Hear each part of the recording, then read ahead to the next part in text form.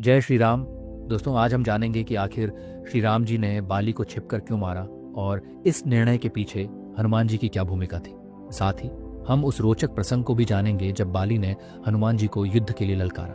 तो चलिए बिना देर किए इस अद्भुत कथा की शुरुआत करते हैं। बाली, जो इंद्र के धर्मपुत्र थे, उन्हें अपने पिता से एक अद्भुत माला प्राप्त हुई थी। इस माला को धारण करने पर उनकी शक्तियां 1000 गुना बढ़ जाती थी।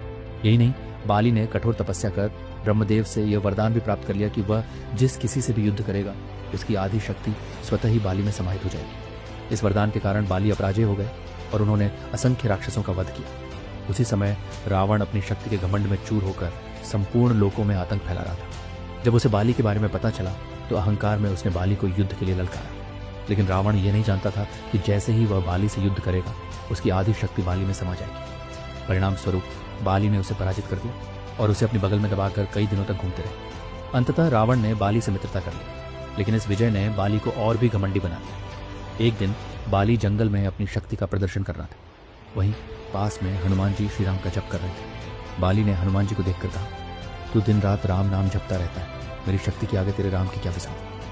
हनुमान जी ने कोई उत्तर नहीं दिया, बल्कि मंद मंद मुस्कुराते हुए पुनः ध्यान में लीन हो गए। लेकिन जब बाली ने श्री राम जी का अपमान किया तो हनुमान जी से सहन नहीं हुआ। उन्होंने बाली से कहा, हे वानर राज, यदि तुम्हें मेरे प्रभु श्री राम से युद्ध करना है तो पहले मुझसे युद्ध करो। बाली, जो अपनी शक्ति के मद में चूर था, तुरंत युद्ध के लिए तैयार हो गया। अगले दिन युद्ध की घड़ी निर्धारित हुई। हनुमान जी ने अपनी शक्ति त्याग दी। जब ब्रह्मदेव को इस युद्ध के बारे में पता चला तो वे हनुमान जी के पास आए और बोले, हे पवन पुत्र, तुम्हारे अंदर असीम शक्ति है।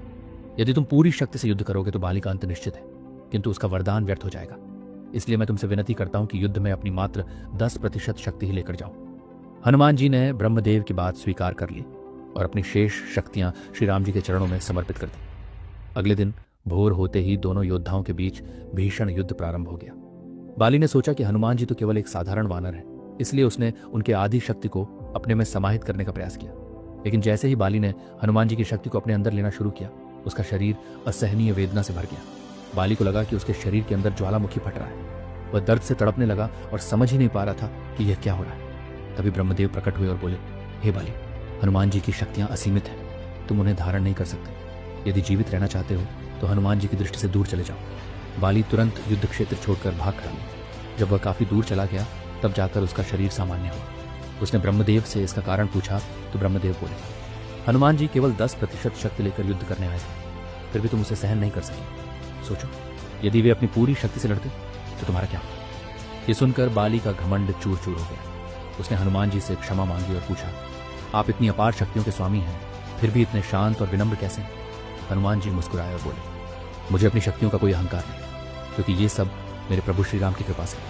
यदि क्षमा मांगनी है तो श्री राम जी से मांगो, मैं तो उनका एक साधारण सेवक हूँ। ये सुनकर बाली की आंखों में आंसू आ गए और उसने श्री राम नाम का जयकारा लगाया। श्री राम ने बाली को छिपकर क्यों मारा? अब सबसे बड़ा प्रश्न यह है कि श्री राम ने बाली को छिपकर क्यों मारा। इसके पीछे कई कारण थे। धर्म का पालन। श्री राम जी ने सुग्रीव को मित्र बनाया और उसे वचन दिया था कि वे बाली का वध करेंगे, क्योंकि बाली अधर्मी हो चुका था। उसने अपने ही भाई सुग्रीव को राज्य से निकाल दिया और उसकी पत्नी पर भी जबरन अधिकार कर लिया था। वानर एक पशु जाति थे।